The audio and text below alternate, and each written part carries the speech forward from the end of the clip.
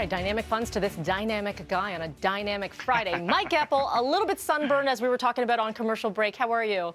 Don't worry, I was wearing a hat. Okay, you were golfing yesterday? Yeah, indeed. And drinking water by Oh, the gallonful. Really, it just was a ridiculously hot day, but a good round of golf is never spoiled by the weather, whatever the conditions. there it is. Yes, good call on staying hydrated, though. I thought you were going to say That's right. drinking That's something key. else, That's- but you said drinking No, water. no, Okay, no, good that's the idea. key. Yeah. All right, let's start with the markets. We got a lot to get through today. Yeah, we do. And we'll start with the Canadian dollar, Melanie, because it is all of a sudden down to its lowest level of the year. How'd that happen? It's below 78 cents. Not that long ago, it was well above 80 cents U.S., and the dollar has dropped here because the price for oil is at its lowest level in 4 months, around $63 a barrel. Just last month, the price for oil was north of 74. So we've seen a dynamic shift here in market expectations about the global economic recovery. Supply-demand metrics certainly hitting the energy trade. American producers all of a sudden said, hey, we can make money at $70 a barrel. Let's produce more. Well, guess what? Now the market's sort of oversupplied. We've seen the price for gasoline kind of float lower because it always goes up like a rocket and then comes down like a feather. That's the typical trend in retail for gasoline. And then the stock markets haven't been great either. Sort of a week to forget. The TSX has been down 6 days in a row. Of course, it's heavily influenced by the energy sector. And the Dow Jones has been down 3 days in a row. So, we're kind of in this weird period of August. It's trading volumes lighten up a little bit. We're kind of gearing up for September, dare we say already, for stock expectations. And here we are, plus all of the speculation about interest rates and economic stimulus coming from central banks. Mike, we are anticipating this announcement about the Canada-U.S. border for Canadians, the land borders, I should say, being able to travel for non-essential purposes. We assume this is going to get extended, that Canadians will not be able to travel over the border anytime soon. Yeah, that's the talk this morning, that it's going to go into late September now. You can't drive across to the States.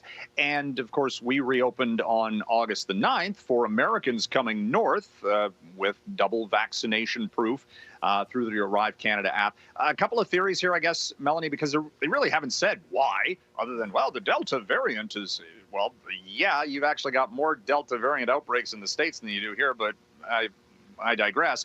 The theory is the U.S. isn't going to reopen to Canadian travelers until it also reopens with Mexico. So what's the time frame on that? Don't know. And that's the wild card. But, any of the border states, they've been saying to the Biden administration, please reopen. We'd like some tourist dollars before the end of the summer. Doesn't look like it's going to happen. Mike, we've seen a lot of big companies putting in vaccination policies in place. Big companies, the latest being who? Royal Bank saying that, interestingly, October 31st is their deadline for employees to be double vaccinated to come back to the office. That may just correlate with the fact that the banks are not rushing employees to come back maybe before then. Yesterday, we heard from Sun Life Financial, the insurance giant, also saying double vaccination for their offices, which are reopening shortly on a pilot project. They're trying to figure out exactly the best way to do this. How do you specifically implement it? Is it mandatory? But if you don't, then you get the daily testing. There's some nuance to it, but it's going into anything that's federally regulated. That was sort of the message coming from the Trudeau government, right? Yes. That they'd like to see federally regulated businesses, the banks are, to put in vaccine mandates. Mike, we've run out of time, but we need to end on this amazing robot because I know you want to show these visuals before you go. Hit it. You throw to it. Go for it. Is it? It's ready to go. Who are we looking at? Okay. Well, it depends. Okay, the first one you sent me via Elon Musk.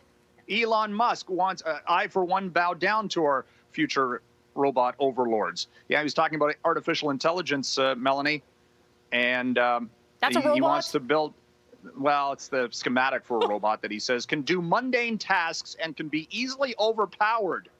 So I guess that's a good thing. The timing on this, it's all about artificial intelligence. I don't know. They showed visuals of this mock-up dancing as well, which was just weird. It's like, yeah. And then, of course, the Boston Dynamics Oh, dog robot. We showed that one the other day with parkour. Yeah. Yeah. Parkour. Yeah, parkour.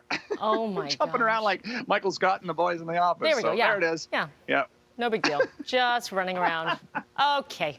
We'll leave it there. I want to see that thing running through my house. I know that. How scary is this? I can't stop watching, weird. though. I cannot stop looking I at know, him. right? Or Parkour. her. I don't know. Parkour. All right, Mike, have a great Friday. We'll talk to you again on Monday. Have a good weekend. Look at that thing just jumping around. Okay, 6:19 is what we're sitting at right now. Canada's political leaders tackling some very contentious issues on the campaign trail. We're going to break down what happened yesterday. Coming up.